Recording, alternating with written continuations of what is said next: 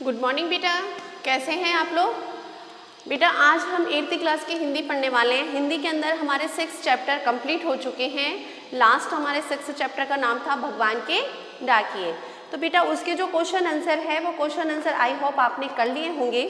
छोटे छोटे क्वेश्चंस के आंसर थे, फिर भी आपको एक बरबरी तौर से जो है वह मैं आपको समझा देती हूँ। बेटा इसके अंदर आपकी ये वाली बुक आपने ली होगी, बुक आपके विद्यालय से ही आपको मिली है, हिंदी व्याकरण वाली, है ना।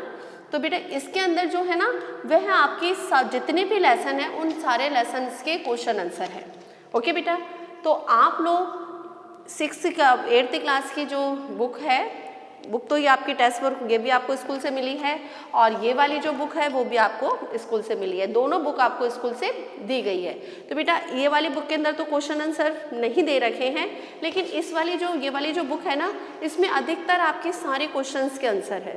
फिर भी आपको कोई क्वेश्चन ऐसा है जो आपको समझ में नहीं आता है तो आप मेरे से स्कूल में आके कंसल्ट कर सकते हैं, मिल सकते हैं, है ना। तो वैसे तो मैंने अभी तक के जितने भी लेसन पढ़ाए हैं सारे लेसन्स के क्वेश्चन आंसर करवाए हैं। लेसन नंबर 6 है, इसके क्वेश्चन आंसर मैंने नहीं करवाए हैं क्योंकि मैंने भी ध्यान नहीं था। मैंने वह भी देखा तो इसमें सारे क्वेश्चन के आंसर है ऑलरेडी आपके, तो आप लोग देख लीजिएगा। फिर भी 1-2 क्वेश्चन अगर नहीं मिले तो आपने विवेक से करिएगा। फिर भी समझ में नहीं आए तो मैम तो आपके लिए हर समय उपलब्ध है ही, कभी भी आके आप मेरे से इन क्वेश्चन के आंसर समझ सकते हैं। तो बेटा आज हम क्वेश्चन आंसर पर अपना ध्यान फोकस ना करके हमारा आगे वाला जो लेसन है वो लेसन है क्या निराश हुआ जाए, वो वाला लेसन हम स्टार्ट करने वाले हैं। देखिए इस लेसन के अंदर क्या बताया गया है और इसमें ऐसी क्या बात है जिसके लिए जो लेखक है वह हमें बता रहे हैं। हजारी प्रसाद द्विवेदी इस लेसन के आपके लेखक हैं, वो हमें समझाना चाहते हैं कि हमें कभी जीवन में निराश नहीं होना चाहिए। क्यों नहीं निराश होना चाहिए, उनके विचार हम पढ़ते हैं और हमारे जीवन के लिए सारे विचार भी बहुत महत्वपूर्ण हैं। स्टार्ट करते हैं। पेज नंबर आप निकाल लीजिए। आपके पेज नंबर आपके इसके अंदर है 40 यानी 40। स्टार्ट करती हूँ मैं। मेरा मन कभी कभी बैठ जाता है यानी कि उदास हो जाता है। होता है ना कई बार मन दुखी सा हो जाता है। लेखक बोल रहा है कौन, हजारी प्रसाद द्विवेदी। समाचार पत्रों में ठगी, डकैती, चोरी, तस्करी और भ्रष्टाचार के समाचार भरे रहते हैं। यानी कि उन्होंने समाचार पत्रों में क्या पढ़ते हैं वो, कि हम भी जब न्यूज़पेपर बेटा सुबह पहले उठाते हैं तो हमें क्या खबरें सुनने को मिलती है या देखने को मिलती है, सारी अधिकतर जो खबरें होती हैं वो नकारात्मक ही होती है। कहीं पर चोरी हो गई, कहीं पर आपकी किसी ने ठग लिया, किसी ने लूट लिया, किसी ने किसी की हत्या कर दी, तो तस्करी हो रही है, भ्रष्टाचार हो रहा है। तो ये सारी खबरें जब हम पढ़ते हैं या देखते हैं तो हमारा मन भी कहीं ना कहीं विचलित हो जाता है। तो ऐसा ही लेखक के साथ में हुआ है कि उनका जो मन है वह भी इस तरह की खबरें पढ़कर और देखकर क्या हो जाता है, विचलित हो जाता है। आरोप प्रत्यारोप का कुछ ऐसा वातावरण बन गया है कि लगता है देश में कोई ईमानदार आदमी ही नहीं रहा। यानी कि एक व्यक्ति दूसरे व्यक्ति पर क्या लगाता है, आरोप लगाता है, इसने ऐसे कर दिया, फिर सामने वाला व्यक्ति बताएगा तुमने ऐसे कर दिया। तो इस तरह से एक दूसरे पर क्या लगाते हैं, हम आरोप लगाते हैं, प्रत्यारोप लगाते हैं। तो ये चीज़ एक तरीके से गलत है। बेटा मैंने पहले आपको समझाया था और कई बार मैं आपको जब भी पढ़ाती हूँ लेसन, मैं हमेशा आपको यही समझाती हूँ कि हमें हमारी जो कमियां हैं ना उनको दूर करने का प्रयत्न करना चाहिए। सामने वाले की कमियों पर वो स्वयं ध्यान देगा, हमें तो हमारी कमियां जो हैं उन कमियों को दूर करने की चेष्टा करनी चाहिए। अगर प्रत्येक व्यक्ति ऐसा करेगा कि हर कोई व्यक्ति अपनी कमियों को अगर दूर करने की चेष्टा करेगा और कोशिश करेगा कि ज़्यादा से ज़्यादा जो हमारे अंदर कमियाँ हैं वह दूर हो जाए, तो आने वाले समय में सभी व्यक्तियों की जो कमियाँ होगी वो स्वतः ही दूर हो जाएगी। तो ऐसा ही हमें करना चाहिए। आगे देखिए, आगे इसमें क्या बताया गया है बेटा, आगे इसमें बताया गया है आपके कि हर व्यक्ति संदेह की दृष्टि से देखता है। हर कोई व्यक्ति किसी को क्या करता है, संदेह भरी निगाहों से देखता है। यानी कि किसी के मन के अंदर एक दूसरे के प्रति क्या है, संदेह है कि ये व्यक्ति गलत है या गलत कर रहा है। हम किसी न किसी रूप में विश्वास जो है वह हम धीरे धीरे खोते जा रहे हैं। जो जितने ऊंचे पद पर है वह उतने ही बड़े दोष में दिखाई देता है। अब जो व्यक्ति जितने ऊंचे पद पर जाता है, वैसे ऊंचे पद पर जाने से व्यक्ति के अंदर नम्रता, सद्भाव, है ना, प्रेम, समर्पण और दूसरे के प्रति वो होता है ना समर्पण वाली भावना होनी चाहिए। लेकिन जितना आज व्यक्ति ऊंचे पद पे जाता है, धीरे धीरे उसके विचार क्या हो जाते हैं, निम्न विचार हो जाते हैं। वह जैसे जैसे ऊंचे पद पर जाएगा वैसे वैसे निम्न वर्ग के लोगों का शोषण करने लगेगा, जो कि गलत है। एक बहुत बड़े आदमी ने मुझसे एक बार आकर कहा कि इस समय सुखी वही है जो कुछ नहीं करता। ये एक व्यक्ति ने आके एक लेखक को क्या कहा कि सबसे सुखी व्यक्ति वो है जो कुछ भी नहीं करता, जो अपने हाल में रहता है, मस्त रहता है, किसी से कोई संबंध नहीं रखता है, अपनी ही जिंदगी जीता है, वो सबसे सुखी है। जो कुछ भी करेगा उसमें को दोष खोजने लगेंगे। अब लोग क्या करते हैं, जो व्यक्ति कुछ करेगा ही नहीं तो उसके अंदर दोष खोजने की जरूरत ही नहीं है। लेकिन जो व्यक्ति कार्य करता है उसकी क्या होती है, हर जगह आलोचना भी होती है, निंदा भी होती है। जो व्यक्ति कार्य करेगा ही नहीं तो उसकी कौन आलोचना या निंदा करेगा। काम करेंगे तभी हमें हमारी कमियां या खूबियों के बारे में पता चलेगा। तो जो व्यक्ति जितना ज़्यादा काम करता है ना बेटा, उतनी ही ज़्यादा उसकी कमियां या उसकी आलोचनाएं होती है। उसके सारे गुण भुला दिए जाएंगे और दोषों को बड़ा चढ़ाकर दिखाया जाना लगेगा। अब लोग क्या करते हैं कि जो अच्छी कार्य होते हैं, कई लोग मैंने बताया कि इस संसार में भांति भांति के लोग हैं, तो बेटा उसके लिए यहाँ पे बताया गया है कि कई लोग अच्छे कर्म भी करते हैं, अच्छे कार्य भी करते हैं, लेकिन हमारा दृष्टिकोण ऐसा हो गया है कि हम सभी को एक ही नज़र से देखते हैं। तो जो व्यक्ति अच्छे होते हैं उन अच्छे व्यक्तियों को भी हम क्या करने लगते हैं, निंदा करने लगते हैं, उनकी आलोचनाएं करने लगते हैं, उनकी कमियां खोजने लगते हैं। दोष किस में नहीं होते, दोष किस में नहीं होते, सब में होते हैं। जिसमें दोष नहीं है वो तो सर्वे सर्वा हो जाएगा, भगवान हो जाएगा। तो मनुष्य क्या है, एक तरीके से गलतियों का पुतला है, लेकिन उसकी जो उसको गलती हो रही है या जानबूझकर अगर वो गलत कार्य कर रहा है तो उसको क्या करना चाहिए, चेंज करना चाहिए, उसको सुधारने की चेष्टा करनी चाहिए। यही कारण है कि हर व्यक्ति के दोष अधिक दिख रहे हैं, गुणी कम और बिल्कुल ही नहीं। स्थिति अगर ऐसी रही तो निश्चय ही चिंता का विषय बन जाएगा कि हम व्यक्ति के क्या करते हैं, गुणों को तो नज़रअंदाज कर देते हैं और जो उसके अंदर थोड़ी बहुत कमियां हैं उन कमियों को हम दिन प्रतिदिन क्या करते हैं, उजागर करते हैं। यह सही है कि इन दिनों कुछ ऐसा माहौल बनाए कि ईमानदारी से मेहनत करके जीविका चलाने वाले निरीह और भोले भाले श्रमजीवी पीस रहे हैं और झूठ तथा फरेब का रोजगार करने वाले फूल रहे हैं। बिल्कुल सही बात है ये तो, कि आज क्या है, जो ईमानदारी से कार्य करता है उसको लोग बाग क्या मानते हैं, बेवकूफ़ मानते हैं। जो छल कपट चापलूसी से जो व्यक्ति कार्य करता है कि वो कार्य नहीं करेगा, लेकिन वो अगर चापलूसी कर रहा है तो वो कार्य करे ना करे उसको सामने वाले की नज़र में वह चढ़ जाएगा। लेकिन काम करने वाले की वैल्यू बहुत कम है। ईमानदार व्यक्ति की वैल्यू दिन प्रतिदिन क्या होती जा रही है, कम होती जाती है। जो स्वार्थी है, जो चापलूसी करेंगे, जो कि इधर की उधर करेंगे, वो आप उन लोगों को आपने देखा होगा कि वो लोग धीरे धीरे ऊंचे पद पर चल जाते हैं, क्योंकि वो चापलूसी करने में माहिर होते हैं। और कई लोग जो ईमानदार होंगे ना, वो है अपनी ईमानदारी के कारण, अपने कर्तव्य निष्ठा के कारण क्या हो जाते हैं, पीछे ही रह जाते हैं। तो अपनी अपनी सोच है, यहाँ पर जो बताया गया है उसके बारे में बता रही हूँ, मैं नहीं बोल रही हूँ। हजारी प्रसाद द्विवेदी बता रहे हैं कि ईमानदार और मूर्ख व्यक्ति जो होते हैं, यानी कि ईमानदार व्यक्ति होते हैं उनको लोग बाग क्या मान लेते हैं, मूर्ख है ये तो, कि ईमानदारी निभा रहा है। क्या मतलब है, कुछ मिलने वाला है क्या, बल्कि इसी की सब जगह क्या होगी, बुराई होगी। तो मूर्खता माना गया है। सच्चाई केवल भीरू और बेबस लोगों के हिस्से पड़ी है। ऐसी स्थिति में जीवन के महान मूल्यों के बारे में लोगों की आस्था भी हिलने लगी है। और लोग क्या है कि ऐसी स्थिति आ गई है कि जिसके कारण हमारे जीवन के जो श्रेष्ठ गुण हैं उस पर लोगों का विश्वास क्या हो गया है, डगमगा गया है।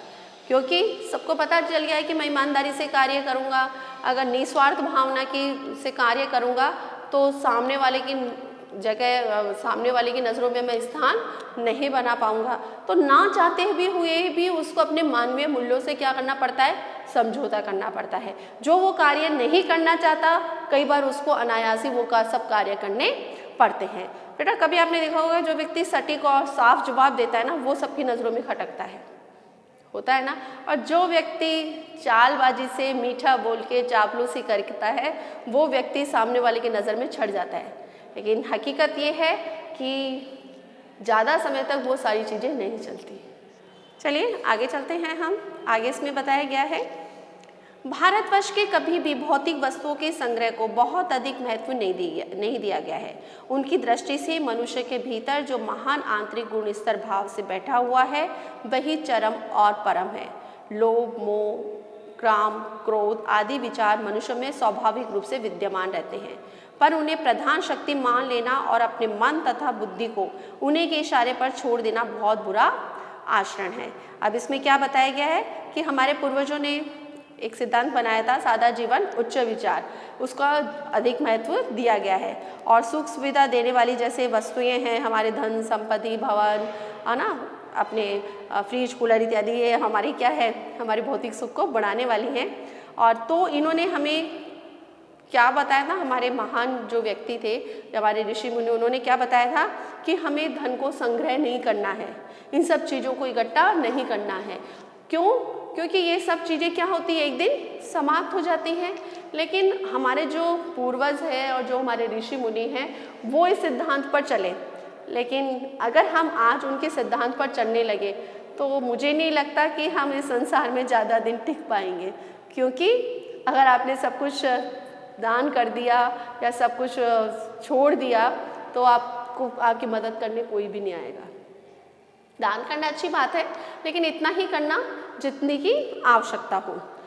आगे देखिए, भारतवर्ष ने कभी उन्हें उचित नहीं माना है, उन्हें सदा संयम के बंधन में बांध कर रखने का प्रयत्न किया है, परंतु भूख की उपेक्षा नहीं की जा सकती। बीमार के लिए दवा की उपेक्षा नहीं की जा सकती है। गुमराह को ठीक रास्ते पर ले जाने के उपायों की उपेक्षा नहीं की जा सकती। बेटा इसमें आपके नीचे जो है ना, इसमें व्याख्या दे रखी है, एक बार मैं पढ़ती हूँ, बहुत अच्छी रूप में इसको समझा रखा है। देखो मैं पढ़ती हूँ फिर आपको समझाती हूँ।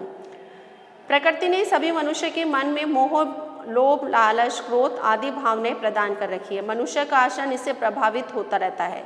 मनुष्य को इनके साथ ही विवेक और बुद्धि भी प्रदान की है, अतः उसे भावनाओं पर नियंत्रण रखना चाहिए। जो मनुष्य इन भावनाओं में बह जाता है उसका आचरण बुरा हो जाता है। कौन सी भावनाएं? गलत आचरण, गलत व्यवहार, इन सब भावनाओं में हमें मोह माया इत्यादि के जाल में फंस के नहीं रहना है।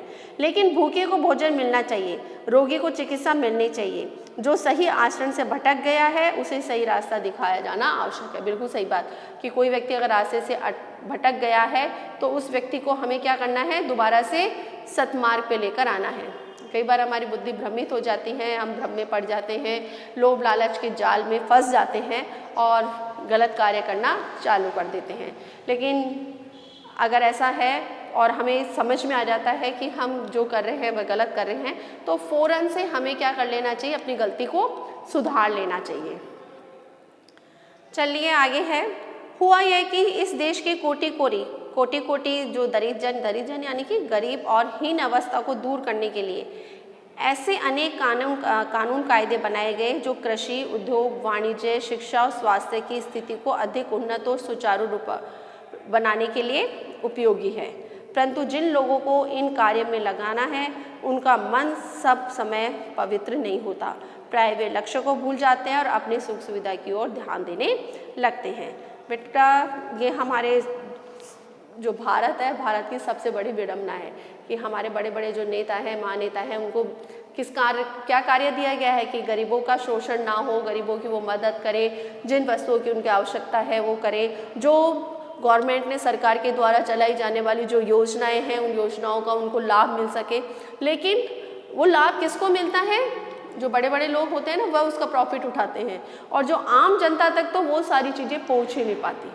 तो एक तरीके से जो बड़े लोग क्या कर लेते हैं, छोटे लोगों का शोषण कर लेते हैं। और हमारे भारत की सबसे बड़ी विडंबना है ये कि करोड़ों जो निर्धन लोग हैं वह कानून का लाभ न मिलने के कारण क्या हो जाते हैं, एक तरीके से पराधीन से हो जाते हैं, वंचित हो जाते हैं।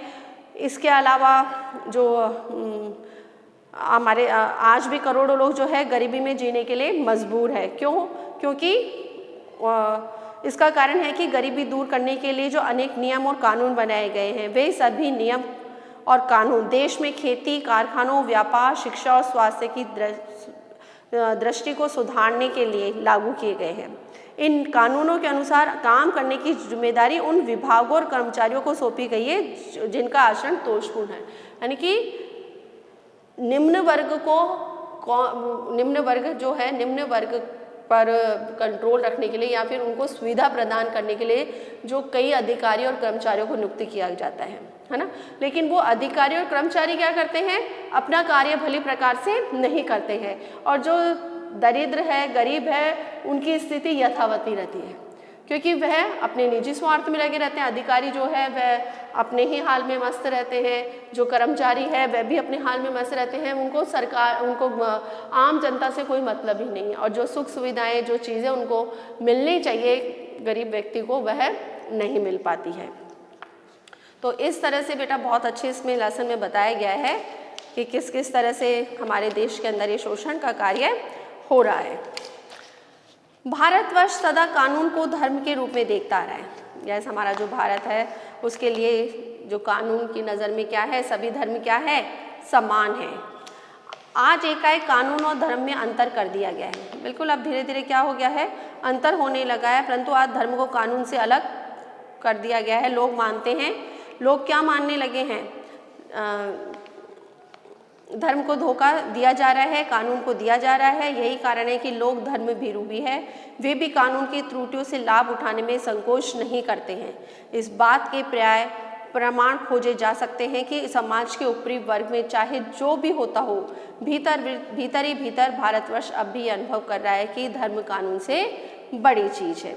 आप देखिए इसमें आपके बताया गया है धर्म से संबंधित इसमें क्या बताया गया है कि लोग मानते हैं कि कानून का उल्लंघन करने में कोई बुराई नहीं है ना। लोग कानून का उल्लंघन कर देते हैं कि उसका ये नियम किसने बनाया, कानून के नियम हमने तो बनाए, तो अगर इनका उल्लंघन हम करते हैं तो कोई बड़ी बात नहीं है। जैसे हेलमेट नहीं लगा के जाना है ना, ये भी कानून का उल्लंघन करना ही है। हम जब सामने पुलिस वाले को देखते हैं तब हेलमेट लगाते, नहीं तो चलने दें, है ना। तो ये क्या है, हमारे लिए नुकसानदेही है एक तरीके से। लेकिन धर्म कानून से ऊपर होता है, लेकिन हम धर्म को क्या मानते हैं, कानून से ऊपर मानते हैं और होता भी है। और इसी बुराई से बचने के लिए हमारे देश के ज्ञानी लोगों ने कानून या राज्य को धर्म के अधीन रखना आवश्यक बताया है। लेखक मानता है कि भारत के ऊपरी वर्ग के लोग भले कानून को धर्म से अधिक महत्व देते रहे, लेकिन भारत के साधारण लोग आज भी यही मानते हैं कि धर्म कानून से श्रेष्ठ वस्तु है। अर्थात क्या बताया गया है इसमें पूरे में कि जो कानून है उस कानून का तो हम उल्लंघन कर देते हैं, लेकिन हम जो हमारे हमारे जो धर्म के अंदर जो संस्कार दिए हुए हैं, जो नियम दिए गए हैं, उनका हम उल्लंघन नहीं करते हैं। तो हम क्यों, क्योंकि हम किससे जुड़े हुए हैं, हमारे संस्कारों से जुड़े हुए हैं। और आज भी हम मानते हैं कि कानून का तो हम तोड़ देंगे कोई बात नहीं, लेकिन धर्म से संबंधित जो हमारे नियम कानून बने हुए हैं उनको हम तोड़ने के अंदर आज भी क्या है, हिचकिचाते हैं और तोड़ना भी नहीं चाहिए। चलिए बेटा, आज हम इतना ही पढ़ते हैं, बहुत लेंथी लेसन है आपका। आगे जो है आगे हम नेक्स्ट वीडियो में पढ़ेंगे। आज आपको जितना पढ़ाया है उसको एक बार दोबारा से आप रिपीट कर लीजिएगा, इसके शब्दार्थ कंप्लीट कर लीजिएगा। Good day, good bye, take care.